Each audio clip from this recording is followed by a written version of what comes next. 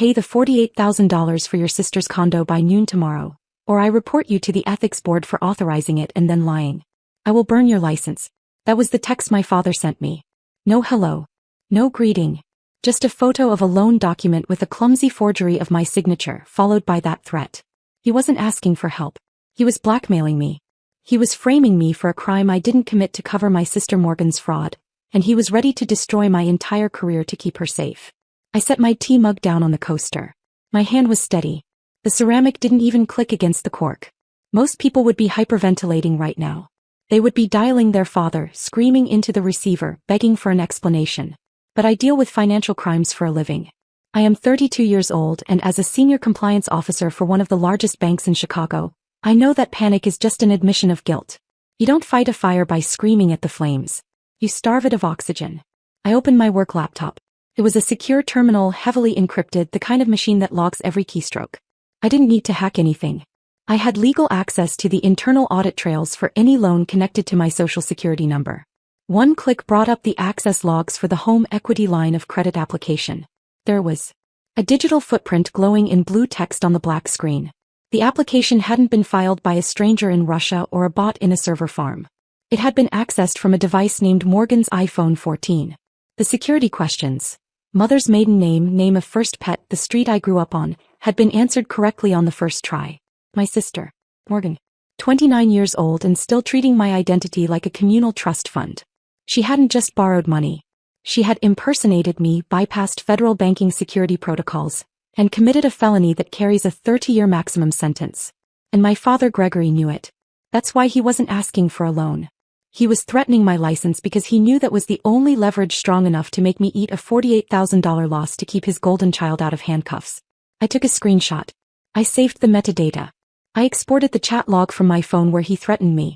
I moved everything onto an external hard drive and locked it in my safe. Then I opened a new tab.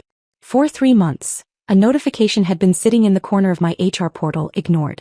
Transfer offer. Singapore branch, senior risk analyst. It was a promotion. A 20% raise.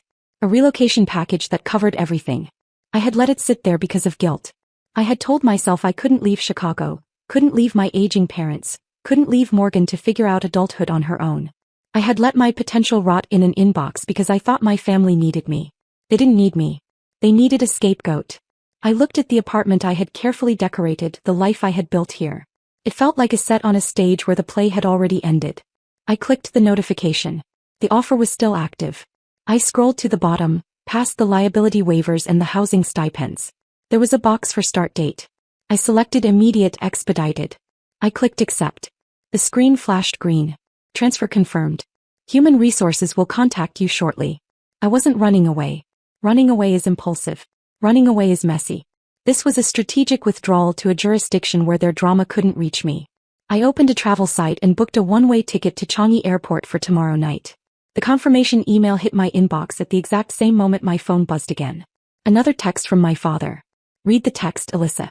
Do the right thing. I looked at the suitcase in the corner of my room. I wasn't going to pack clothes. I was going to pack my life. The sound of packing tape ripping off the dispenser was the only noise in the apartment. It was a harsh, tearing sound like a zipper over a fresh wound. I folded a cashmere sweater, a gift I had bought for myself after my last promotion, and placed it into the suitcase. My movements were mechanical. Fold, smooth, fit. But my mind was rewinding, playing back a highlight reel of every time I had opened my wallet to buy peace for this family. 3 years ago. 2 a.m. My phone rang and Gregory was breathless on the other end. Morgan had driven her Honda Civic through a neighbor's fence. She was drunk. She was hysterical. And she was uninsured. She made a mistake, Alyssa, he had pleaded. If the police get involved, her life is over. She needs $5,000 for the neighbor not to press charges and to fix the car. I'm liquidating some assets, but I can't get the cash until Monday. I wired the money. I never saw it again. 18 months ago. Gregory's sure-thing investment in a friend's tech startup imploded. He was facing a margin call that would have taken the house. He didn't ask me for a loan. He just sat at the kitchen table, head in his hands, talking about how shameful it would be to lose the family home, how the stress might kill my mother. I wrote a check for $12,000. I told myself I was being a good daughter. I told myself I was saving them. I wasn't saving them. I was paying a subscription fee. I taped the box shut and stacked it by the door. The realization hit me with the weight of a physical blow. I wasn't a member of this family. I was an asset. I was the emergency fund they tapped when the golden child set something on fire. I was the insurance policy with a pulse. And that's why Gregory was threatening me now. In the banking world, we call it the sunk cost fallacy. It's the irrational refusal to abandon a failing project because you've already invested too much time, money, and ego into it. You keep throwing good money after bad because stopping means admitting you were wrong. Morgan was Gregory's failing project. He had spent 29 years building a shrine to her potential. He had bragged about her creativity when she failed math, her spirit when she got fired, her taste when she lived beyond her means. He had invested his entire identity in the narrative that they were the perfect family and she was the prize. If he admitted she was a criminal, a fraudster who stole from her own sister, his entire investment would go to zero. His ego would bankrupt itself. He wasn't protecting Morgan because he loved her more. He was protecting his own vanity. He would rather destroy me, the boring, reliable, profitable asset, than admit his star investment was a liability. I looked at the stack of boxes. My life in Chicago packed away in cardboard. He thought threatening my career would make me fold. He thought I would panic, cut the check, and apologize for making him ask. He thought I was still the daughter who paid $12,000 to keep him from feeling shame. He forgot one thing. Assets don't have feelings. Assets don't have loyalty. And when an asset becomes toxic, you liquidate it. I picked up my phone. It was time to give him exactly what he wanted. My thumb hovered over the screen. To catch a wolf, you don't run. If you run, you trigger their chase instinct. You don't fight either. If you fight, they go for the throat. You limp. You drag your leg. You whimper. You make yourself look so broken, so defeated that they drop their guard. You make them think they've already won, so they walk right up to you to take the final bite.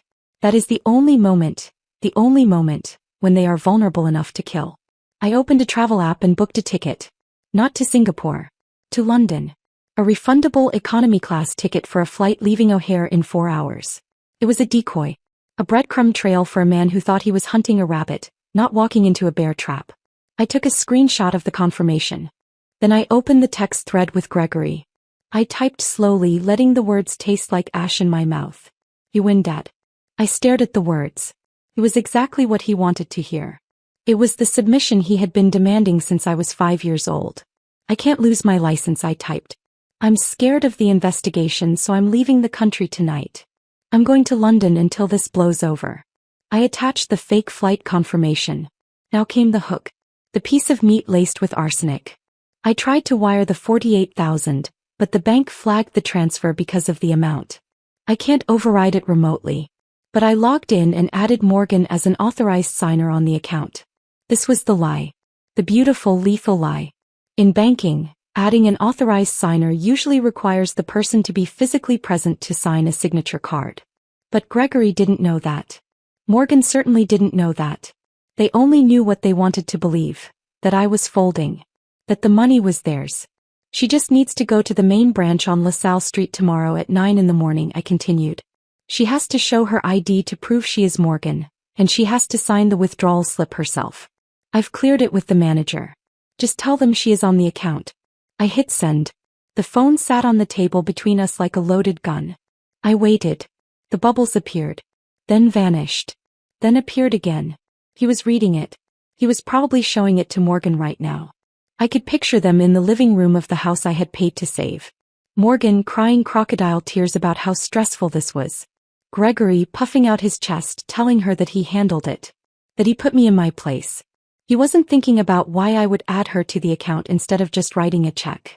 He wasn't thinking about why she had to sign for it personally. He was blinded by the victory. He saw the money and he saw me running away in fear. His ego was writing checks that his freedom couldn't cash. The phone buzzed. Good girl, the text read. Don't come back. I read it twice. Good girl. The same thing you say to a dog that obeys a command. The same thing he used to say when I brought home straight A's or cleaned up Morgan's messes without complaining. It was the ultimate dismissal. He didn't care that I was fleeing the country. He didn't care that I was terrified. He got his money and he got rid of the problem. I felt a cold, sharp smile cut across my face. He thought I was limping. He thought I was bleeding out. He didn't know I was just waiting for him to get close enough to the edge. Morgan wasn't going to the bank to pick up money. By demanding she show her ID and sign a withdrawal slip for funds she had no right to, I wasn't just giving her access. I was creating a paper trail. I was forcing her to commit identity theft and bank fraud in person on camera with a federal witness watching. I wasn't sending her a lifeline. I was sending her a subpoena. I picked up the last box. My apartment was empty. The walls were bare. The life I had built here, the late nights studying for my certification, the lonely dinners, the constant anxiety of waiting for the next family crisis, was gone. I walked out the door and left the key on the counter. I didn't look back. The first-class lounge at O'Hare hummed with the low, polite murmur of people who had places to be and the money to get there comfortably. It smelled of espresso and expensive leather. I sat in a high-backed wing chair by the window, watching the ground crew load luggage into the belly of a Boeing 777. My phone sat on the marble table next to a glass of sparkling water. The screen read 8:55. In Chicago on LaSalle Street, the heavy glass doors of the main branch were being unlocked. I could picture the lobby perfectly. The polished marble floors, the smell of sanitizer and old money, the tellers arranging their cash drawers. I knew the branch manager, Sarah. She was diligent, by the book, and had zero tolerance for nonsense. I also knew who was walking toward those doors right now. Morgan would be wearing her serious outfit, probably a blazer she bought with my credit card, trying to look like someone who belonged in a bank at opening time. Gregory would be waiting in the car, engine idling, texting me for updates, terrified of a parking ticket but arrogant enough to think he had just bullied a bank into submission. They thought they were walking into a payday. They were walking into a crime scene. I unlocked my laptop. The blue light of the screen reflected in my glass of water. For 12 hours I had let them believe the lie. I had let them sleep soundly, dreaming of the condo, the furniture, the victory over the stubborn, selfish sister. I needed them to believe it. I needed them to walk into that branch voluntarily, present their identification and explicitly demand access to my funds. If I had just reported the fraud yesterday, it would have been my word against theirs. A messy family dispute. A civil matter. But by luring them into the branch to sign a withdrawal slip, I was handing the prosecution a smoking gun. Attempting to access an account using a stolen identity isn't a misunderstanding. It is bank fraud. It is aggravated identity theft. And because the amount exceeded $10,000, it triggered federal mandatory reporting guidelines. I logged into my banking portal.